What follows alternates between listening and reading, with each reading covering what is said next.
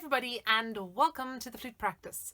Today we are finally at the last part of our series, part 4, and we're going to be looking at the overall structure of your practice and how to find really nice, clear goals in your practice. So let's go check it out.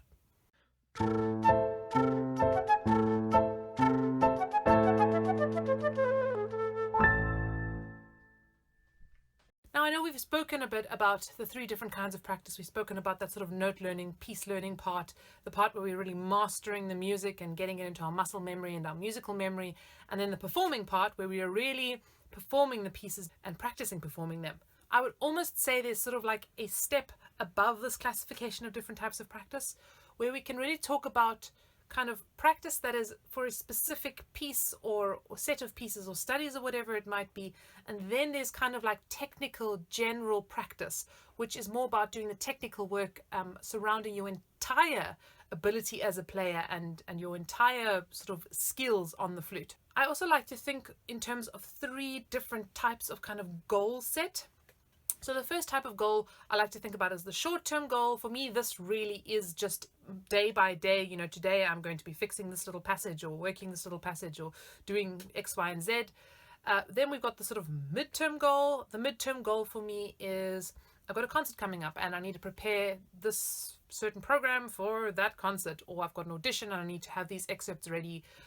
Perhaps you set your own goal. Perhaps you decide, okay, by December I want to have learned to this piece and these studies or whatever it might be. The last is the long-term goal, and this really has to do with that kind of like becoming the best player you can be and becoming the best musician you can be. And this is in a sense a much more difficult goal to bring into our practice because it's more abstract. How do we figure out what the real problems are and then kind of work on them? So I think that the kind of process of learning a new piece and learning studies and performing them, playing them, usually kind of fit more into the first 2 goal categories, so the short-term and short-term and mid-term goals. I think most of what we've discussed in the previous videos are kind of covered in how to set those kind of short-term goals, finding out where the problems are in the pieces or perhaps how to tackle a new piece or whatever it might be. I would like to kind of look a little bit today more at those nice long-term goals and how we can find them and discover them and really work them into our practice. I am going to spend some time talking about my particular practice schedule. Look, this does not have to apply to any of you specifically, but it's just how I like to practice. It's the schedule I like to call up for myself, and maybe you guys want to try it and it'll help you out, which will be great. So I'm going to start by presenting the schedule, and I'm going to kind of loop back to what we discussed in the beginning about those goals. Just because I think it's going to become a little bit clearer as to what I'm really talking about here. So my practice schedule, here goes. I like to start off every day with a nice warm-up. This warm-up will look different for everybody. I have a very specific warm-up. It's a warm-up that was given to me by my teacher when I was studying in Austria. It's going to come to all my patrons very soon, so stay tuned for that. I usually sort of take 20-25 minutes, a really good warm-up, whatever it might be, whether it's long notes or scales. Physical warm-ups are great too. Whatever kind of works for you. You've kind of got to figure out what your warm-up style is. Hopefully we can do a nice video on this too, because I think it's such a fascinating topic. How do you warm up? After my warm-ups, I like to go straight into doing all my etudes and studies, because I find that this takes the most kind of like cognitive mental work. You're learning a lot of notes in a very short space of time, and you're also learning to perfect those notes and perform those notes in a very short space of time. I was very lucky in university. I had a professor who did this with me, and he would literally just we'd get 3 studies, and in the lesson every single week we'd have to perform those 3 studies, as close to note perfect as you could, which was certainly a challenge. But I really felt that I learned how to learn things very fast and very quickly. So I really encourage this. Go learn etudes and studies. There are so many of them. There are books of them, and you can really do it. I would do the studies for about 1.5 to 2 hours. That would be my kind of normal in university. I'm going to give you my times more or less, but I want you to scale this according to where you're at. If you're more at the beginning stages of learning the flute, or maybe you're not doing it so studying it professionally or whatever, scale this down. I'm going to try and work out the proportions for you so that it kind of makes a little bit more sense. After the studies, I would then go into my pieces. I think this is for me the next kind of most brain work that you need. I would spend a good hour and a half to 2 hours working just on my pieces. And for many of you that don't maybe do all the other work, you think, what, she only works 2 hours or 1.5 hours on pieces in, practice day. And yes, because I would be very targeted about what I was working on. I'd go very specifically to the problems in the pieces. I'd be very clear about what I wanted to get out of that day, so that I wasn't just kind of aimlessly playing through pieces and filling out the number, or, the required number of hours in a day practicing my pieces, but that I was really targeting the difficult areas, the problem areas, and the things that I knew needed practice every day. So we're sitting kind of on like 3 hours already of practice, 3 to 4 hours, if you're following my times. So the next part of my practice would be all my technical work. So I would take technical exercises. I would kind of have some kind of a technical routine. Books like the 480 Daily Exercises by Marcel Moyes are great because it's like a really clear structure of where you must go in the book, which is really great. I know Trevor Wise got a really nice technical book where he also takes you through each of the steps. There are lots of really nice technique books. You can also come up with your own technical plan. Maybe you want to say to yourself, okay, I want to get through the entire Tough and Olga Bear exercises, daily exercises in, I don't know, a couple of week cycle, or work through some of the Moyes books, whatever it might be. I will hopefully, as we go along in this flute practicing journey, be creating maybe some nice little like exercise practice plans for all of you that you can get and start working on. So this is the nice technical spot. I would really take a good hour out of your day just for like technique. Maybe you want to set yourself really a specific goal. You want to like just work on tonguing or articulation, or you want to just do vibrato. So you're finding the different sort of technical areas and working quite systematically in this section of your practice. Then I think there's two kind of really important little bits that I like to include. The one is playtime. This for me is something that I think is so important. It's time where we really experiment, where we improvise. It's time where we play around with our sound, and we play around with singing and playing, and we mess around with maybe some extended techniques. We just really taking time to explore, experiment, enjoy your instrument, enjoy your music making. I think, so often we can get kind of into the work and bogged down by all the work of it, and it can be incredibly fun. I loved practicing my whole life, and I still do, but I think it's so important for us to really take the time to explore and play and be experimental. And I think when we set aside some time for it in our practice, it kind of like tends to seep into the other parts of our practice, and we become more experimental and playful and inquisitive and inquiring in all of our practice, which is, I think, one of the best things you can have in practice, in my opinion. I'm not, how much playtime you should have, I'm not going to lay it down. You can also kind of, between playtime and the technical work, you can kind of, there's a lot of crossover. There's a lot of kind of like changeover. So, anything from 5 minutes in a day to a nice full hour, whatever kind of works for you.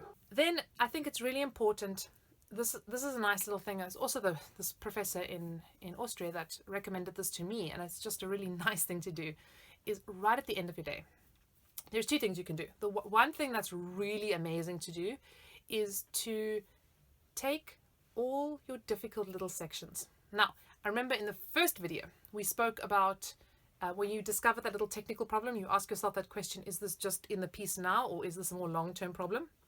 Okay, we're jumping straight back into what to do with that. We've written them down nicely. So, E to F is a problem, or C sharp's always out of tune, going to whatever it might be. And in this last 5 minutes or 10 minutes, 15 minutes, whatever, of your practice day, just before bed, you're going to tackle those problems. You're going to sit with those problems, and you're just going to spend very quiet, calm, relaxed practice, just kind of like unknotting those problems slightly, very slowly. And you're just going to do this like a few minutes, and then you're just going to go to bed. You're going to put it away, pack it up, and go to bed. It's such a cool thing to do. It's incredibly calming. Usually by that stage in the day, you're kind of really tired. You don't really have time to overthink. You don't really have time to kind of like analyze and get frustrated. You're tired, and you are now just easily and calmly working this out. The other nice thing that's really nice to do at this time of day is some tone work. So playing those nice long tones and long notes. I don't think I've actually spoken about this yet. I do not warm up with long tones. This is a personal decision. When I do my warm-up videos, I will explain why I don't do this. But just briefly, I find it's very tiring. It's something that really exhausts me. So I like to do it at the end of my day. Admittedly, sometimes I'll do it just after my normal warm-ups. I mean, it does move around. And especially when I've got a big concert coming up and I'm, focusing a lot on my pieces, and then I usually supplement that with nice tone work just to really feel that control. But at the end of the day, it's such a lovely time to just really, it's once again this like incredibly calming, relaxing, kind of like peaceful thing that you can do right at the end of a hectic practice day, which I love. Now guys, please, this is my kind of 4 to 6 hour practice day that I used to have during university. I don't expect, especially if you're not doing it right now, don't suddenly start trying to practice 4 to 6 hours. I wouldn't even manage this every single day. So you need to really listen to your body and allow what your body allows. So if you're only practicing like an hour a day, you might want to start off with a nice 10-minute warm-up. Then you do about 15-20 minutes of your studies. You do another 15-20 minutes of your pieces, maybe 15-20 minutes of technical exercises. And the last 5 minutes you reserve for that problem corner, for those nitty-gritty bits you want to do at the end of your day. Now, going back to those kind of overall midterm, long-term, midterm, short-term goals. I think we always got to ask ourselves the question in everything that we do, and I mentioned this in the first video, is this a problem just now in the piece? Like, is this a short-term problem I just solving here? Or is this a reflection of something bigger that's going on in my playing? This is such an important question because this question is going to guide what areas of your practice you need to work on. It's the coolest thing when you discover a problem in your playing, like, oh my word, my double tonguing is horrific. Write it down. Put it on paper and say to yourself, it's pretty bad now, but I'm going to work to fix it. And when you're doing those technical exercises and you're working all through your technique, you are going to very specifically target, you're going to say, this week is double tonguing week until I get it right. And if it's not coming right, you go see teachers and you ask colleagues and friends or whatever, watch videos, a whole bunch of different stuff, that you are really getting that input to help yourself to really tackle the problem and fix it. So it's no good. And I know I did this, I was like, oh, my double tonguing is horrific. And I did. It wasn't, early years of university, it was bad. Until one day I got this like, okay, that's it. I am going to fix this. So I had to create really like a focused, structured plan how I was going to fix my double tonguing. And I had to come up with real technical exercises. I went into a whole bunch of different technique books and I was grabbing out exercises from wherever I could. I was asking my teacher about it. So it's really exciting when we find these gaps or these problems in our playing. We really need to be on the lookout for them because those really help us find the direction. They help us kind of give us, oh, there. And as we're growing as a musician and as a flute player, we are just really starting to fill in more and more and more gaps in this kind of like big picture of us as a musician. So these are kind of the long-term journey of being a musician and being a flute player. I think it's so important for us to know why we are doing something. And I think we really are, in my opinion, beings that seek purpose, and we want some kind of purpose in life. And we want some kind of purpose in why we're doing something. We don't just want to aimlessly practice and kind of just like, okay, I'm practicing this because my teacher said so, or because this is what other people do. And I think when we have our why, when we know why I'm doing something, it becomes easy to know how. And sometimes this how might not occur to us, and sometimes we actually have to ask our teachers, okay, how do we do this? But that in itself is a kind of a how, isn't it? It's the how is we need to ask our teachers. That's how we're going to find out.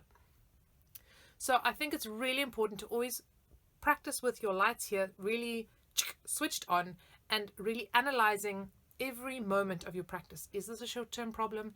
Is this a long-term problem? And how can I fix it, both in the short term and in the long term?